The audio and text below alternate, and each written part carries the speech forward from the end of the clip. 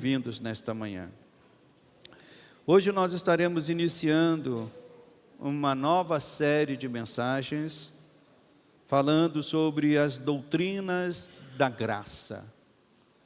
É um conjunto de doutrinas que nos ensinam a respeito da nossa salvação.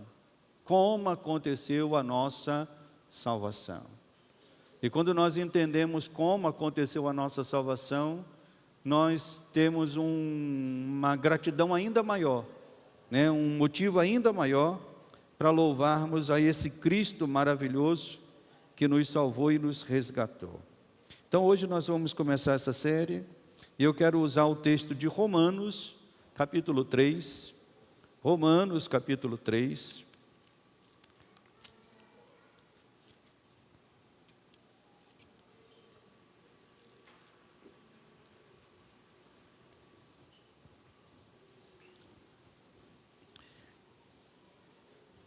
Romanos capítulo 3, a partir do verso 9 até o verso 20, que diz assim: todos já encontraram? Que se conclui? Temos nós qualquer vantagem? Não, de forma nenhuma, pois já temos demonstrado que todos, tanto judeus como gregos, estão debaixo do que, meus irmãos? Do pecado. Como está escrito, não há justo, nenhum sequer. Não há quem entenda, não há quem busque a Deus. Todos se extraviaram e a uma se fizeram inúteis. Não há quem faça o bem, não há nenhum sequer. A garganta deles é sepulcro aberto, com a língua urdem engano, veneno de víbora está nos seus lábios, a boca eles a têm cheia de maldição e de amargura, são os seus pés velozes para derramar sangue, e nos seus caminhos há destruição e miséria. Desconheceram o caminho da paz, e não há temor de Deus diante dos seus olhos. Ora, sabemos que tudo o que a lei diz, aos que vivem na lei o diz para que se cale toda a boca e todo o mundo seja o que, meus irmãos? Culpável perante Deus, visto que ninguém está justificado diante dele por meio de que, meus irmãos? De obras da lei, em razão de que pela lei vem o pleno conhecimento do pecado. Somente até aqui, amado Deus e amado Pai, que o Senhor nos guie, Senhor, nesta manhã, nesse estudo, na meditação da Tua Palavra, trazendo esse despertamento àqueles que já estão Te servindo, àqueles que já confessaram Jesus como Senhor e Salvador, mas àqueles também que estão aqui nesta manhã, ó Deus, que os corações sejam abertos, não somente para entender, ó Deus, de uma maneira superficial, mas para poderem apreender a Tua Palavra nesta manhã. Nós Te pedimos isso, no nome santo de Jesus, amém e amém. Os irmãos podem assentar. Nós estamos nos preparando para a celebração da Reforma Protestante, no mês que vem. No mês de outubro é um mês muito importante para as igrejas evangélicas no mundo inteiro, porque é celebrado o mês da Reforma Protestante. Esse ano estaremos celebrando os 508 anos da Reforma. Movimento que se iniciou em 1517 e que mudou para sempre o rumo da igreja no mundo. Quando nós estudamos esse tempo, o tempo da reforma, nós percebemos o quanto isso mudou o mundo, não apenas mudou a igreja. Eu me lembro de ter lido artigos falando sobre os 500 anos da reforma, que aconteceu há 8 anos atrás, E muitos desses artigos falavam da influência da reforma no campo social, a influência da reforma no campo econômico. Então a reforma mudou não somente a igreja, mas podemos dizer literalmente que mudou o mundo. Até então, a igreja era majoritariamente controlada e orientada pelo governo e pelas doutrinas, né, que vinham de Roma, vinham de sua sede Roma. Mas neste ano, no ano de 1517, um monge agostiniano, ele iria confrontar parte dessas doutrinas erradas, ensinos heréticos, trazendo de volta, né, a centralidade da palavra de Deus. E esse monge foi Martinho Lutero. O objetivo dele foi trazer de volta a palavra para o centro, o ensino bíblico, o ensino puro da palavra. E desde então, nós usamos expressões como igreja reformada, fé reformada, mas uma pergunta surge: o que de fato, pastor, foi reformado? A igreja ou a fé? O que de fato foi reformado? Será que foi a fé que foi reformada ou a igreja? Teologicamente, o correto é falarmos que a igreja foi reformada, porque a fé não é reformada. A fé, uma vez que foi dada pelo Senhor, é a fé que permanece para sempre. Ainda que os homens tentem criar acréscimo ou diminuir, não. A fé que Deus deu, Deus não muda seu ensino. Deus não muda a sua palavra. A fé que foi dada para sempre. Então, aquilo que Deus nos revelou é uma fé só, e nós entendemos que é imutável. Mas quando falamos da igreja reformada, o que estamos falando de fato? Certamente nós falamos do efeito mais histórico do que teológico, porque historicamente a igreja foi reformada, ou seja, passou por uma mudança, como eu disse, em diversas áreas, na área social, na área litúrgica, na área hierárquica, vamos assim dizer, e passou sobretudo por um resgate teológico da verdadeira doutrina da fé. E esse que é o grande desafio, por isso que é tão importante, de tempo em tempo, nós falarmos disso, porque nós não podemos perder isso que foi resgatado. Nós não podemos abrir mão disso que foi uma conquista da reforma. O quê? O resgate das verdadeiras doutrinas da palavra de Deus. Quando lemos as cartas do apóstolo Paulo, e especialmente as cartas que Paulo escreveu ao jovem pastor Timóteo, nessas cartas e em outras cartas, mas especialmente nessas cartas, nós vemos o experiente líder, o apóstolo Paulo, instruindo ao jovem pastor, né, fazendo um constante apelo para que se preserve a sã doutrina. Timóteo, tem cuidado de ti, Paulo diz, tem cuidado de ti e cuidado da sã doutrina, porque fazendo isso, Timóteo, você preservará a ti mesmo e preservará a igreja, preservará os seus. Então, cuidar da doutrina, irmãos, é cuidar da igreja. Eu vou dizer isso de novo, cuidar da doutrina é cuidar da igreja. Porque uma igreja que não conhece a doutrina da palavra de Deus é uma igreja que se perde. É uma igreja que, como diz a palavra, corre para qualquer vento de doutrina, para qualquer vento que lhe seja agradável. Então, doutrina é algo que importa. Então, nós vemos Paulo fazendo esse apelo. E esse resgate da sã doutrina é que nós chamamos hoje pelo termo de uma fé reformada. E a fé reformada corrigiu algumas visões erradas e deturpadas que a igreja da época, né, foi nutrindo com o passar do tempo. E isso não é um mal, vamos assim, quando falamos isso, pode-se parecer que o pastor é um pastor evangélico falando mal da Igreja Católica, mas isso não é um mal exclusivo da Igreja Católica. É um mal também da Igreja Evangélica. Porque se uma igreja não conhece a doutrina, ela vai nutrir doutrinas erradas. Seja ela católica, seja ela evangélica. Por isso que é muito importante nós voltarmos à sã doutrina. Então, esse resgate da sã doutrina, feito na época da Reforma, corrigiu algumas visões erradas e deturpadas que a igreja da época foi nutrindo com o passar do tempo. E nós podemos destacar, sinalizar no início dessa palavra, pelo menos 3 áreas, só para que os irmãos entendam como foi importante esse resgate da doutrina.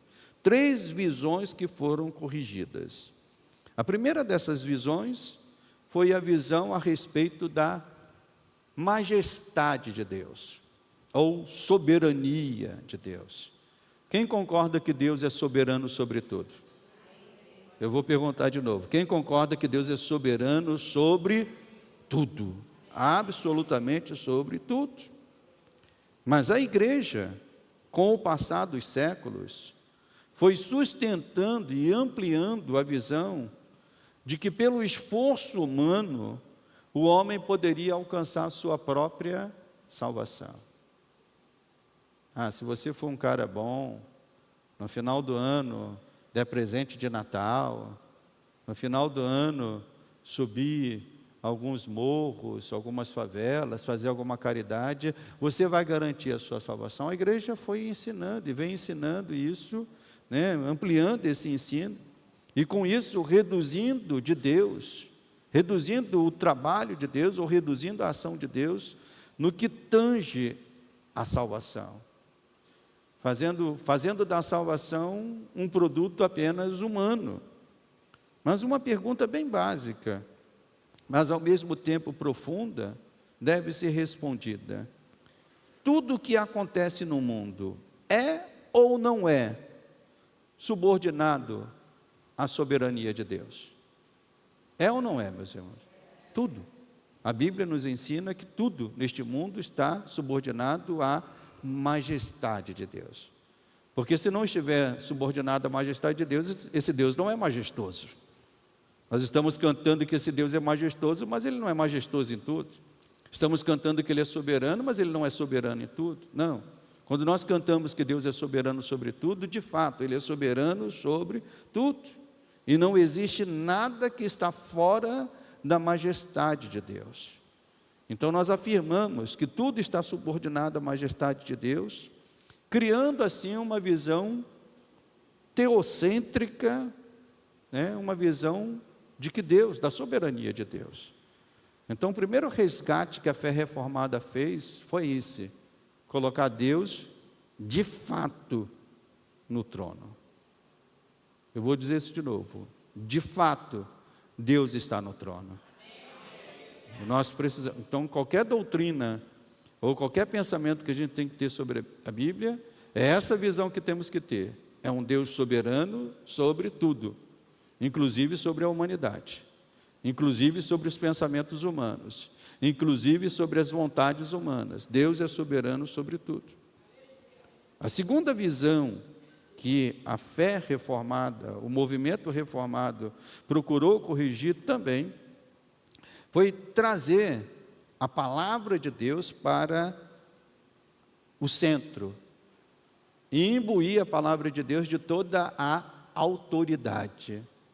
A palavra de Deus é a autoridade especialmente na formação de doutrinas para a vida da igreja.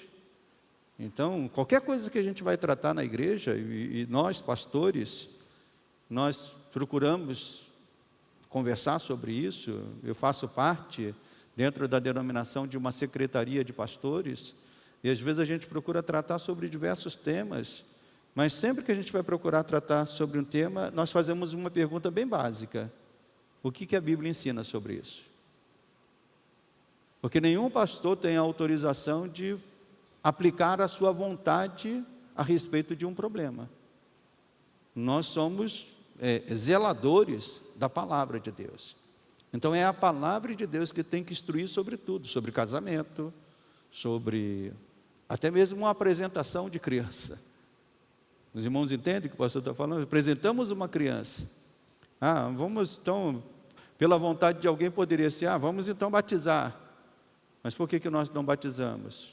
Porque nós entendemos pela palavra que não devemos fazer isso. Então o movimento reformado trouxe a palavra para o centro. E nele deu toda a autoridade. Ao longo dos séculos, doutrinas estranhas foram entrando na igreja. E infelizmente, irmãos, doutrinas estranhas vão querer entrar na igreja o tempo todo. E é por isso que nós precisamos ser guardiãos da palavra, guardando a palavra. E doutrinas estranhas foram ganhando espaço na vida da igreja. Muitas delas oriundas da tradição, mas não da palavra. E esse foi o grande erro que nós entendemos que a igreja oficial da época cometeu. Ela deu mais voz à tradição e diminuiu a voz da palavra. A tradição, ainda que seja coisa importante, até mesmo a tradição está subordinada à palavra. Então, alguma coisa que se torne tradicional na igreja, sim, pode se tornar tradicional, mas tem que se tornar tradicional subordinado à palavra. E nós vimos doutrinas estranhas adentrando a igreja, culto às imagens. Essa semana passada eu vi no noticiário, que a Igreja Católica está oficializando mais um santo, e é um santo jovem, que foi canonizado, um jovem. E eu vi no noticiário que o controle do PlayStation, como que é o nome daquilo? Não, mas tem um nome, o controle, mas é o próprio controle, o controle do PlayStation, aquele quadradinho. Console, console, é isso, é o console. Que a Igreja Católica vai reconhecer o console desse jovem como uma relíquia de santo. Eu, quando li isso, eu falei, meu Deus, isso é algo estranho. Obviamente que eu não estou falando do mérito ou da vida que esse jovem possa ter vivido, mas isso é doutrina estranha, irmãos. É doutrina estranha, isso não está na palavra de Deus. Não se tem que fazer de um objeto de veneração, de relíquia. Se o pastor morrer, queime minhas roupas.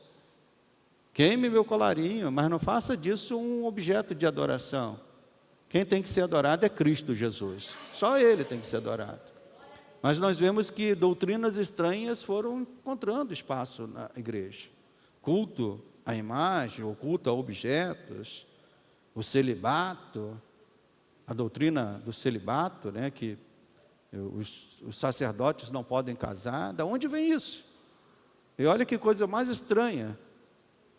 Se diz que Pedro é o primeiro Papa, e claramente a Bíblia diz que Pedro foi o quê? Casado, teve sogra. Então o primeiro Papa foi casado, mas os outros não podem ser casados. E de onde vem isso? Da tradição, e não da palavra de Deus. Os irmãos estão entendendo o que o pastor está falando? Então, eram essas disputas que fez com que o movimento reformado se levantasse, trazendo de volta a palavra. É a palavra que tem que estar no centro. Então, a Bíblia voltou ao centro das formulações doutrinárias da igreja, e a tradição e as confissões se tornaram instrumentos auxiliares. Obviamente que uma igreja ela vai ter as suas tradições. Obviamente que uma igreja ela vai ter os seus documentos confessionais. Mas esses documentos confessionais, a sua tradição, não tem o mesmo peso da palavra. Estão subordinados à palavra, auxiliam a palavra, são guiados pela palavra. Então é isso que a reforma fez. Então nós devemos entender que Deus sempre opera de acordo com a sua palavra e não contrário a ela. O que Deus nos deu foi a sua palavra. Então a Bíblia é a revelação de Deus para a salvação do homem. Então tudo que o homem precisa saber para a sua salvação e santidade está contido aqui, meus irmãos. É a palavra que tem que estar no centro. É a palavra que tem toda a autoridade. E a terceira visão que a fé reformada resgatou, e é ela que nós vamos tratar nessa manhã, vamos ampliar um pouco mais, foi a doutrina da real condição espiritual do homem. Nós devemos entender que o homem, qual é a condição do homem enquanto no seu estado de pecado. Um homem longe de Deus, e essa doutrina nós conhecemos teologicamente como a doutrina da depravação total ou da depravação radical. São dois termos que são usados para isso, E o ponto de partida para conhecermos a nossa maravilhosa salvação começa na resposta que damos a uma pergunta bem simples. Ouça essa pergunta que o pastor vai fazer. O homem, no seu estado de pecado, ele está morto ou semi-morto? E mais, o pecado matou o homem ou apenas feriu o homem gravemente? Porque se feriu o homem, então o homem ainda assim pode se levantar e pelo seu próprio esforço alcançar a sua própria salvação. Então essa é uma pergunta bem simples, mas entenda que dela surgem duas escolas teológicas, uma exaltando a soberania de Deus e outra dividindo essa soberania com o homem. Nós entendemos que Deus é soberano em tudo aquilo que Ele faz. E nós entendemos pela palavra de Deus que o pecado, sim, matou o homem, não dando nenhuma condição ao homem de se levantar para que possa ele mesmo alcançar a sua salvação, se não for por uma ação inicial, por uma ação estartada, iniciada, começada pelo próprio Deus. Amém, meus irmãos? Então é dessa doutrina que nós vamos tratar nesta manhã. Então o ponto central da doutrina da depravação total está no papel que o homem exerce para a sua salvação. Tem ele alguma participação? Teria o pecado corrompido o homem, mas deixado nele a capacidade de participar da sua própria salvação? Essa é a resposta que nós precisamos dar. Qual foi o dano que o pecado causou na humanidade? Foi um dano parcial ou foi um dano total? Nós entendemos que foi um dano total, Então a resposta que damos é essa: o homem não tem como participar da sua salvação, pois mediante o pecado, esse homem caiu num estado de depravação, de rebelião contra Deus, que não pode sair desse estado, a não ser que a graça de Deus venha socorrê-lo, a não ser que a graça de Deus venha levantá-lo, a não ser que a graça de Deus venha abrir o seu entendimento para que ele possa compreender. Então o homem é salvo, nós entendemos, por um ato exclusivo de Deus, é um ato exclusivo de Deus, um ato incondicional, ou seja, se a gente olhar aqui, se os irmãos tivessem a visão que eu tenho aqui do púlpito, isso fica claro, se Deus estivesse escolhendo pessoas pela altura, alguns baixinhos, inclusive eu, não seria salvo, Se Deus escolhesse os baixinhos, alguns altinhos, não seriam salvos. Se Deus escolhesse só pela cor, não. Qual é a razão pela qual Deus escolhe alguém para ser salvo? Nós entendemos que é uma escolha incondicional. Deus olhou e amou. É o amor de Deus. É o amor livre de Deus. É o amor espontâneo de Deus. Então a doutrina da depravação total diz que o homem, depois da queda, ficou afetado, de tal forma afetado, na sua própria natureza, no seu próprio ser, de tal forma que ele não pode voltar-se para Deus, e eu volto a dizer, sem que o próprio Deus primeiro estenda as suas mãos. Não é o homem que estende a mão para Deus. Em primeiro lugar, é Deus que estende a mão para o homem. Então a salvação, ela se inicia por um ato inicial de Deus, de estender. Por quê?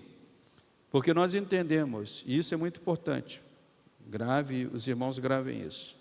O pecado, ele mudou a nossa mente, o pecado mudou o nosso coração, e o pecado mudou a nossa vontade. De tal forma que o homem passou, marcado pelo pecado, o homem passou a desejar o mal. E quando nós falamos, não estamos falando do mal, não é ser um assassino, não é ser um ladrão, é algo muito mais profundo do que isso. E os irmãos vão entender nesta manhã. Então, tal como uma cachoeira que corre para uma direção, quem já foi a uma cachoeira? Alguém já viu uma cachoeira, a água indo para cima? Se fosse belisca, porque você está sonhando. Porque a direção da água da cachoeira é só para baixo. Então, quando o pecado entrou no coração do homem, o pecado fez isso com o coração do homem. Direcionou ele para o que é mal.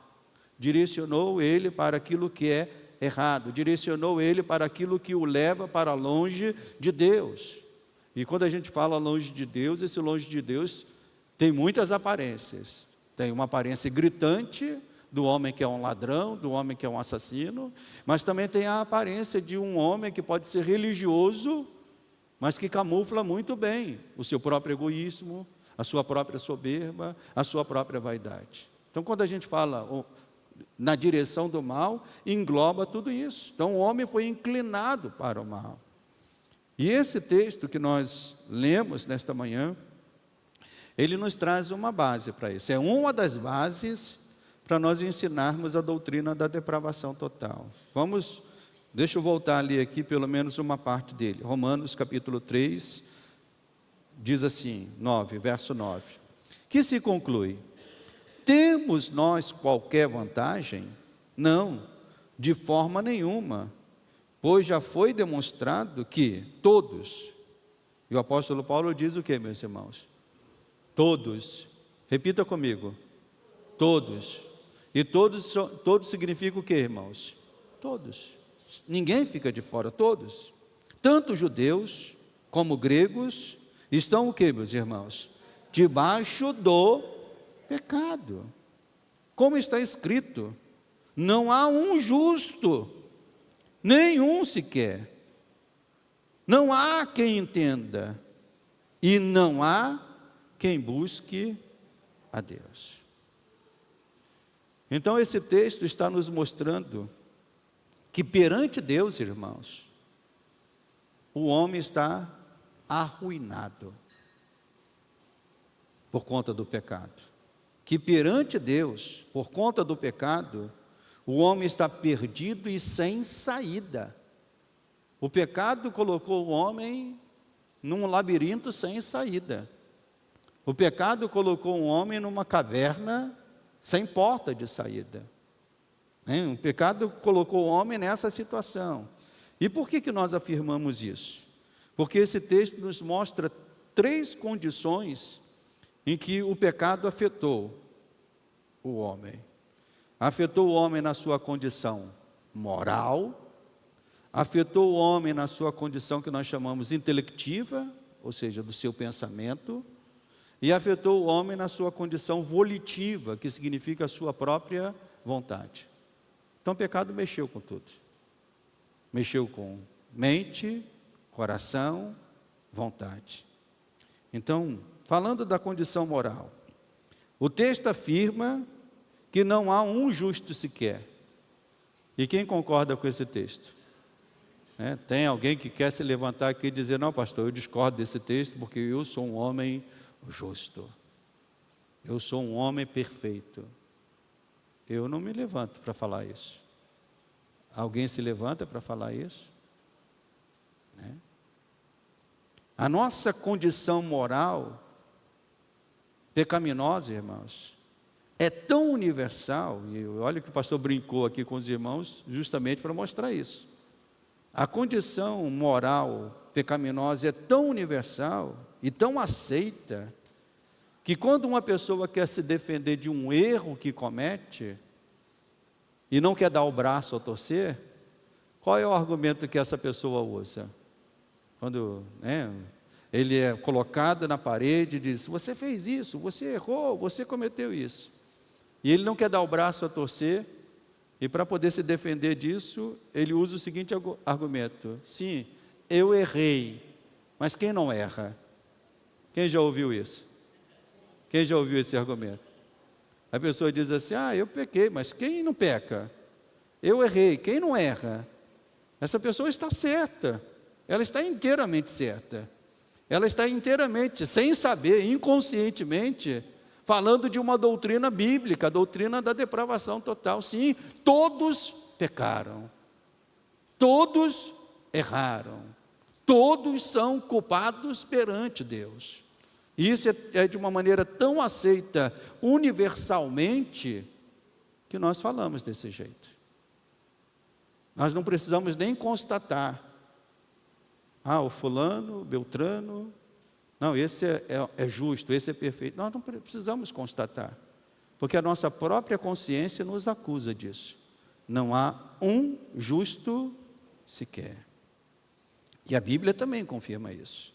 Na passagem da mulher adúltera, aqueles homens levaram aquela mulher adúltera até Jesus, e pela lei, a lei diz que se uma mulher fosse pega em adultério, ela deveria ser apedrejada. E aqueles homens foram tão certos que isso iria acontecer, que levaram e colocaram aquela mulher perante Jesus. E Jesus falou, pela lei vocês estão certos. Mas Jesus só fez uma afirmação dizendo, quem não tem pecado, atire a primeira pedra. E a Bíblia diz que foram saindo dos mais velhos até os mais novos, acusados pela sua própria consciência. E o único que poderia tirar a pedra era aquele que estava ali. E ele próprio disse o que para a mulher? Eu não te condeno, vai, não peques mais. Então a doutrina da depravação total nos ensina isso. E isso é algo que é difícil a gente aceitar de imediato, porque a gente tem a tendência de querer se defender. Nós temos a tendência de querermos nos defender, de dizermos, eu não sou como o homicida, eu não sou como o pedófilo, eu não sou como o assassino, eu não sou como o golpista. No sentido humano e social, você não é. Mas no sentido espiritual perante Deus, todos nós somos pecadores. É isso que a Bíblia nos ensina. Então o testemunho da nossa consciência grita para nós mesmos, e não precisa ninguém falar isso para nós. O próprio testemunho da nossa consciência diz, perante Deus você é um pecador. Quem concorda com isso? Perante Deus nós somos pecadores, homens e mulheres falhos. Então o pecado fez isso, irmãos, colocou toda a humanidade nesta condição. A condição de que moralmente nós estamos presos no pecado.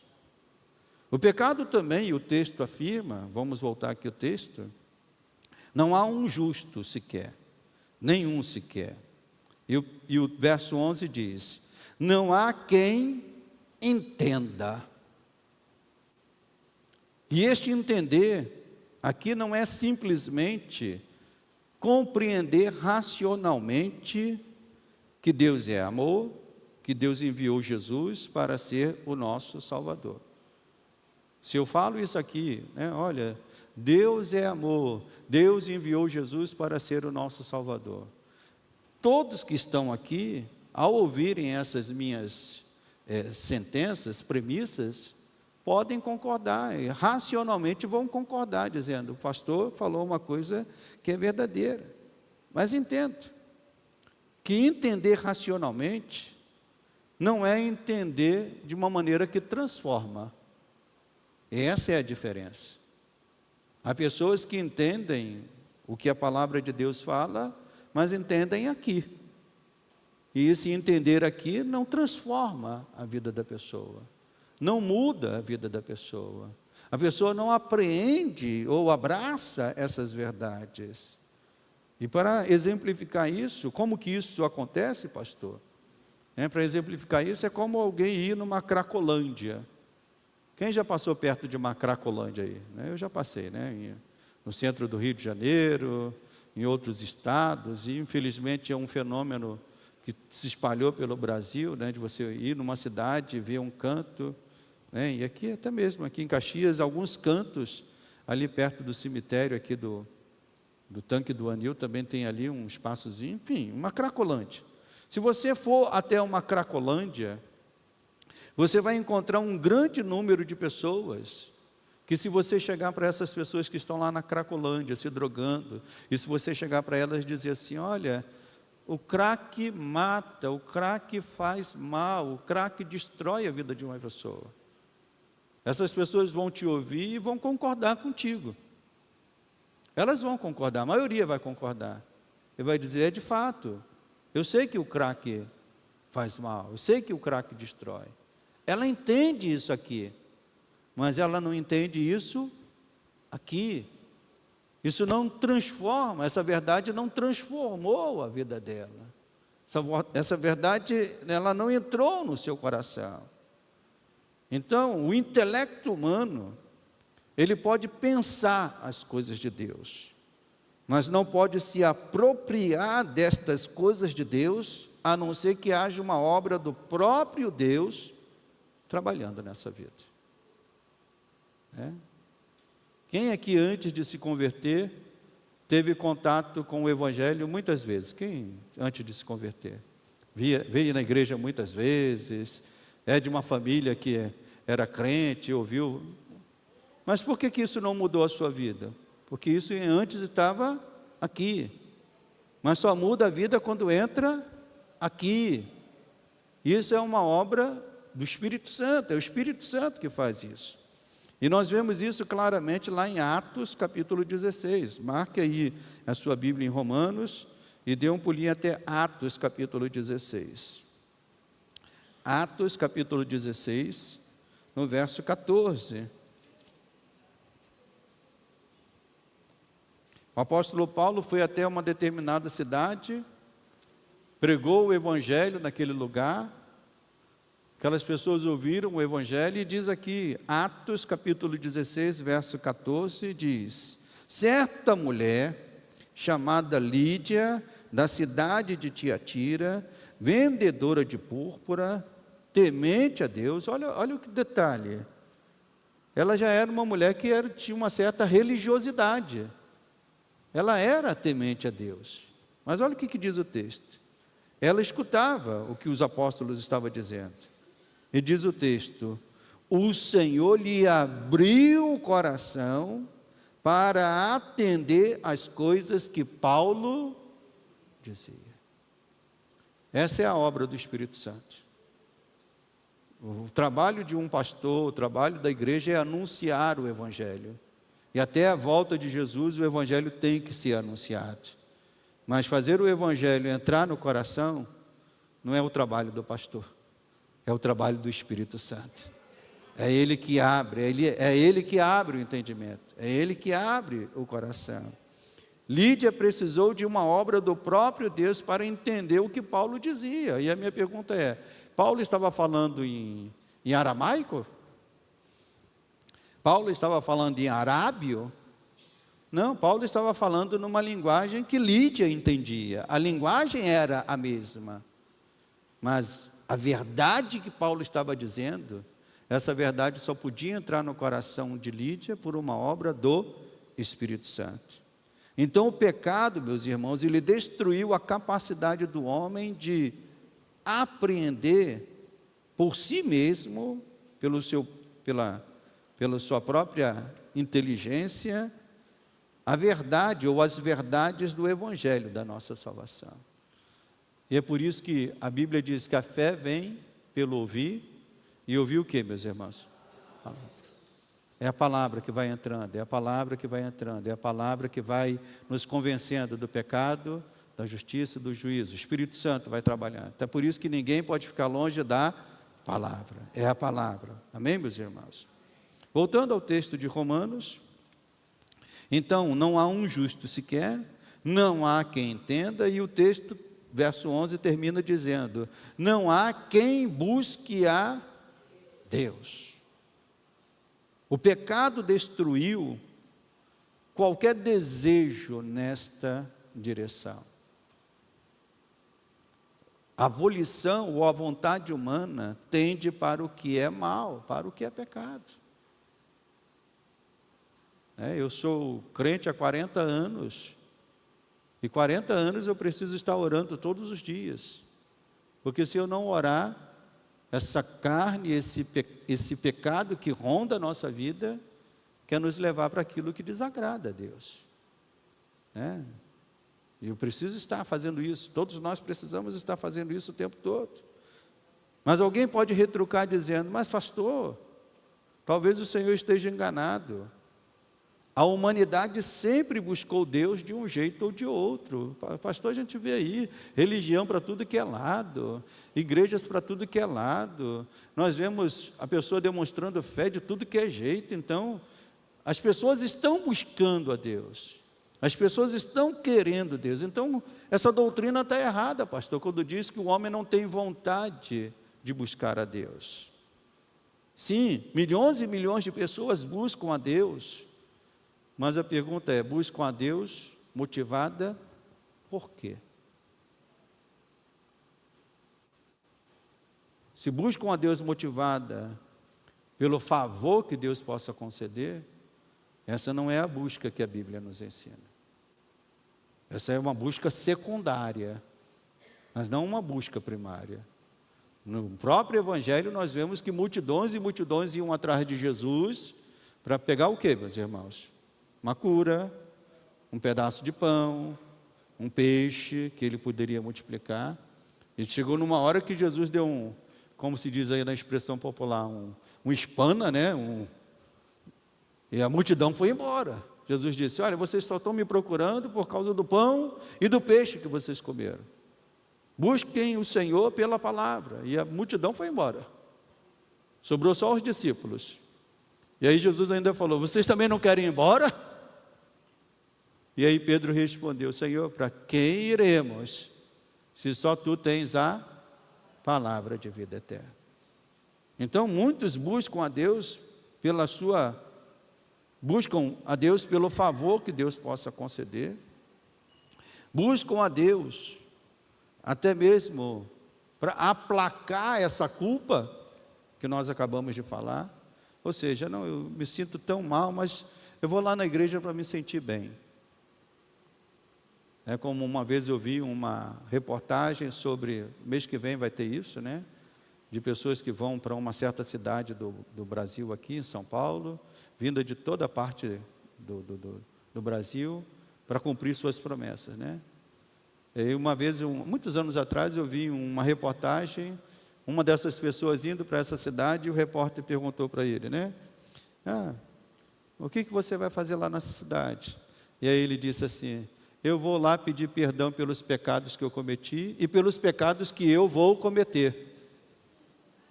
Ou seja, ele não queria se consertar.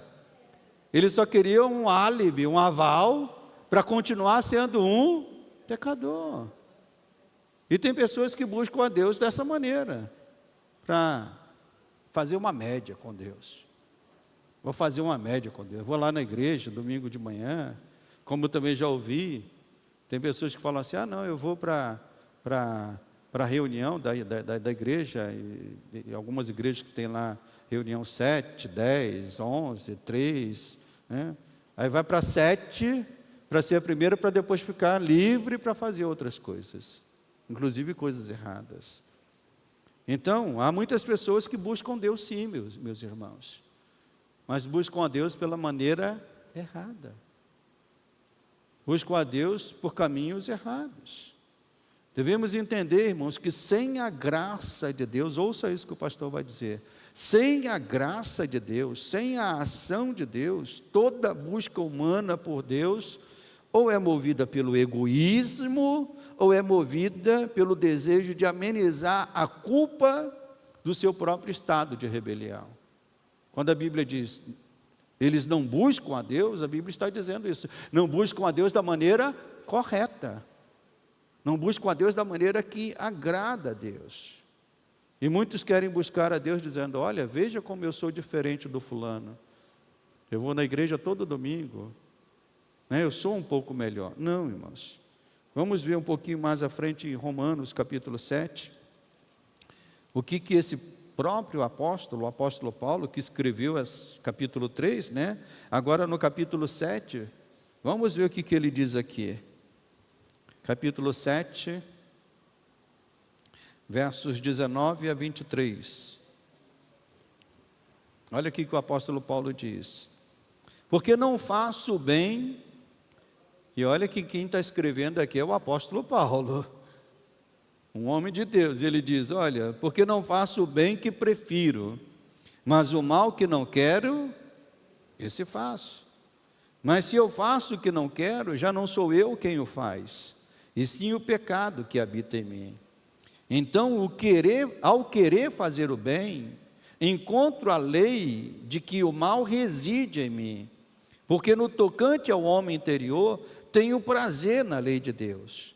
Mas vejo nos meus membros outra lei que, guerreando contra a lei da minha mente, me faz prisioneiro da lei do pecado, que está nos meus membros. Então Paulo entendeu que se não fosse por uma obra do próprio Espírito Santo, ele era incapaz de agradar a Deus. E é isso que nós devemos entender, esse primeiro ponto do estudo das doutrinas da graça. Sem a ação de Deus, nós somos incapazes de agradar a Deus. Quando eu falo agradar a Deus, agradar plenamente. Então, a dedução óbvia que o Evangelho nos impõe, vamos lá então deduzir. O Evangelho nos impõe essa dedução. Primeiro, se houvesse alguma possibilidade do homem alcançar, por meio dos seus próprios méritos, a sua salvação, eu faço a pergunta, por que Deus enviaria Jesus para morrer na cruz por nós? Se houvesse a mínima possibilidade de algum homem fazer alguma coisa pela sua própria salvação e conquistar essa salvação, Jesus não precisaria ter morrido na cruz. Será que ele morreu, pastor, por aqueles que são muito maus, e alguns pensam isso, né? E às vezes você vai evangelizar alguém, e essa pessoa grosseiramente diz assim, não prega o evangelho para mim não, prega para quem é bandido, prega para quem é ladrão, prega para quem é isso, porque na cabeça dessa pessoa, ele entende que o evangelho veio somente para aqueles que são muito maus, e ele, por ser uma pessoa mais ou menos justa, ele pode alcançar a sua salvação. Mas a Bíblia não ensina isso. A Bíblia ensina, e o Evangelho nos mostra, que Jesus veio para morrer, porque não havia um justo sequer. Não havia a possibilidade de Deus salvar um homem sequer, se Deus esperasse o mérito humano. Amém, meus irmãos? Você concorda com isso? Esse amém não me convenceu. Você concorda com isso? Essa é a verdade da palavra de Deus. Então a doutrina da depravação total nos ensina isso. E esse foi, vamos voltar lá ao capítulo 7 de Romanos, capítulo 7. Então Paulo termina esse capítulo dizendo, verso 24, desventurado homem que sou, quem me livrará do corpo desta morte? E a resposta dele é o que, meus irmãos? Graças a Deus, por Jesus Cristo, nosso Senhor. Você pode dizer isso? Graças a Deus. Diga bem alto. Graças a Deus, por Jesus Cristo, o nosso Senhor. Graças a Deus, irmãos, porque se não fosse Jesus, nenhum de nós poderia ser salvo. Você pode pensar no irmão que você mais admira na igreja, nem ele poderia ser salvo.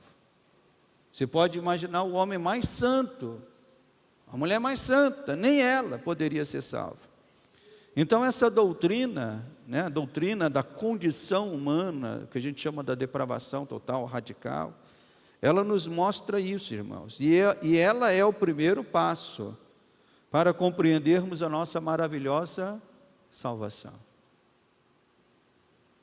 Às vezes tem pessoas, quando eu tenho dado aula de teologia no seminário, e sempre faço isso, quando eu dou aula, especialmente aula sobre esses temas, Há pessoas que fazem uma pergunta errada, teologicamente é uma pergunta errada.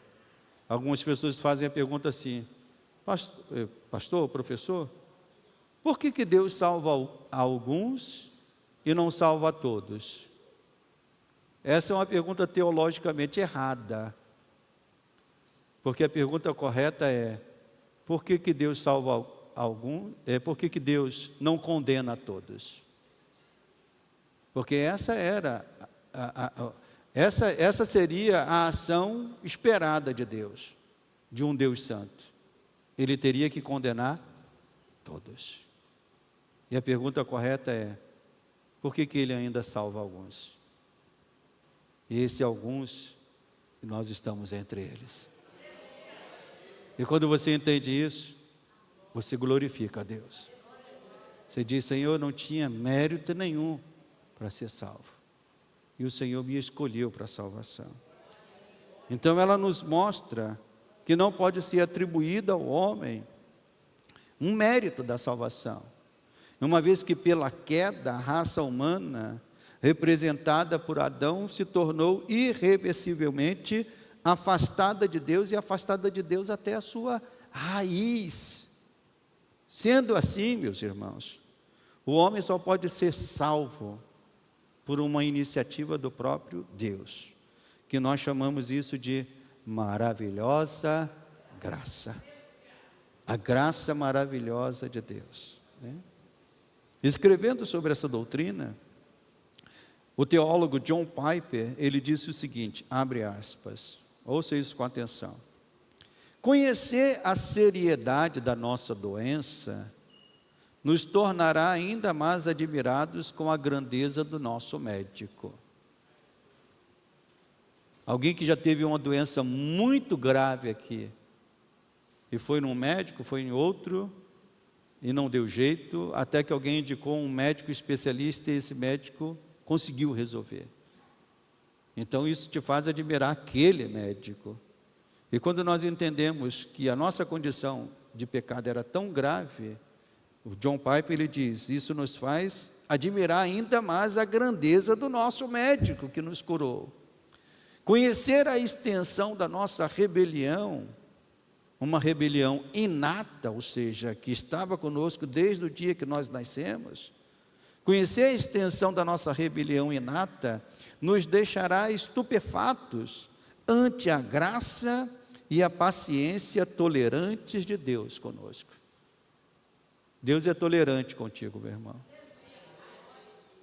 Diga para si mesmo, graças a Deus. Porque se não fosse a tolerância e a misericórdia de Deus, a começar desse púlpito aqui, nenhum de nós estaríamos aqui. E ele continua. Então, a maneira como nós adoramos a Deus e a maneira como nós tratamos as outras pessoas, e ele diz, em especial até mesmo os nossos inimigos, são profunda e admiravelmente afetados por conhecermos plenamente a nossa condição de pecado. Fecha aspas. Ou seja, nós passamos a olhar para todos os outros, entendendo que todos eram pecadores como nós, miseráveis pecadores como nós. E nós só estamos sendo salvos por esta graça maravilhosa. Amém, meus irmãos? Você recebe essa palavra? Isso tem que nos fazer louvar ainda mais esse médico dos médicos que nos curou, que tirou esse mal, essa condenação do pecado de sobre nós. Então vamos nos colocar de pé e vamos orar agradecendo a Deus, porque Ele veio ao nosso encontro, foi Ele que veio nos resgatar, foi Ele que veio nos salvar. Então feche os teus olhos, e você que já tem essa verdade, não apenas racionalmente, mas tem essa verdade no teu coração, e essa verdade transformou a tua vida, comece a glorificar a Deus, comece a bendizer o Senhor. E se você está aqui nesta manhã, e essa verdade só está racionalmente na tua mente, mas ainda não adentrou no teu coração e mudou a tua vida, saiba que o Espírito Santo pode fazer isso nesta manhã. Você ouviu a palavra, e se essa palavra está ardendo no teu coração, ardendo na tua vida, esteja declarando Jesus Cristo como o Senhor e Salvador da tua vida, para que você esteja iniciando e vivendo essa experiência de transformação com o próprio Deus. Senhor, nosso Deus e nosso Pai amado, nós queremos te glorificar, Senhor, pela tua palavra, pela verdade da tua palavra, Pai, que nos foi ensinada nesta manhã. A minha oração, Senhor, é que cada um dos teus filhos e filhas, ó Deus, que ouviram esta palavra e entenderam esta palavra, ó Deus, tenham essa atitude para com o Senhor, uma atitude de gratidão, de louvor, de adoração, de admiração, Senhor, em saber que a nossa salvação foi um ato maravilhoso do Senhor, um ato gracioso do Senhor. O Senhor nos amou, o Senhor nos escolheu para si, não pelos méritos que nós poderíamos ofertar, porque sabemos que o Senhor chama, Senhor, desde um ladrão, um criminoso, um adúltero, Senhor, pessoas, ó Deus, egoístas. O Senhor, Deus, pela tua graça, chama estas pessoas, transforma estas pessoas, faz dele e delas novos homens, novas mulheres, para viverem para a tua glória. E é isso que o Senhor fez conosco, Senhor. Todos nós que estamos aqui, vivíamos condenados, vivíamos debaixo do poder do pecado, éramos guiados pelo pecado, tínhamos desejos pelas coisas que o pecado nos apresentava, Senhor. Mas o teu Espírito quebrou esse poder do pecado na nossa vida, nos fez nascer de novo, nos fez viver para a tua glória, Pai, e é desta maneira que nós queremos viver os nossos dias. Por isso, Senhor, que a tua igreja possa sair daqui nesta manhã, ó Deus, entendendo a tua palavra e vivendo para a tua glória em cada situação de suas vidas, seja em seus lares, seja em seu trabalho, seja nas suas conversações, seja nas suas relações de amizade. Que a glória do Senhor, Deus, seja revelada através da vida deste homem e desta mulher, que antes era dominado pelo pecado, mas que agora é guiado pelo Espírito Santo do Senhor. Meu Pai, nós te pedimos isso, no nome santo de Jesus. Amém e amém. Você pode dar graças a Deus? Glória a Deus. Porque se não fosse o Senhor, meu irmão, você não estaria aqui nesta manhã. Se não fosse o Senhor, você não seria um filho e uma filha dele. É o Senhor que fez essa obra e continua. E a Bíblia diz, né, que aquele que começou a boa obra, ele vai parar no meio? Ele vai levar até o fim. E essa é a última doutrina que a gente vai ensinar, né? A gente vai até o último domingo de outubro, falando sobre essas doutrinas. E a última dela é a perseverança dos santos. É Ele também que nos faz perseverar. Então nós vamos estudar isso ao longo desses domingos. Amado Deus e amado Pai, se temos chegado ao final desta reunião, que o Senhor nos conduza agora, Pai, guardados, abençoados, para vivermos um bom fim de manhã, uma tarde abençoada, e nos permitindo, Senhor, estarmos aqui de volta, logo mais, para adorarmos e bendizermos o Senhor, no nome santo de Jesus, amém e amém. Que Deus abençoe a vida de todos.